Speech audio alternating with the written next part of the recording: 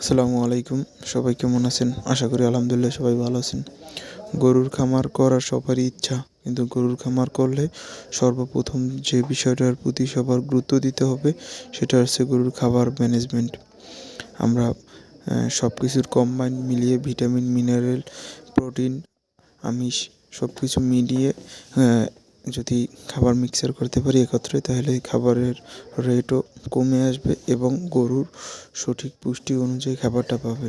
যেমন আমি প্রতি 100 কেজি খাবার মিক্সচার করার জন্য 30% ভুসি দিই, 15%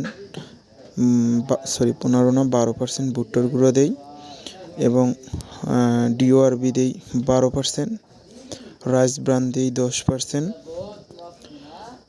সয়াবিনের খৈর দিই 16.5%, সরিষার খৈর দিই 8.5%, লাইমস্টোন 2 কেজি এবং ভিটামিন মিনারেল পাউডার দিই 1 প্যাকেট, 1/2 কেজি, লবণ 1/2 কেজি, খাবার সোডা 250 গ্রাম।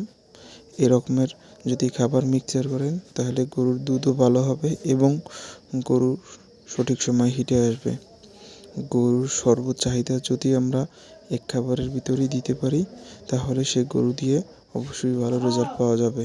তো আপনারা যারা শুধু ভুসি খাওয়ান তারা অবশ্যই চেষ্টা করবেন সব একত্রে মিক্সচার করে খাওয়ানোর।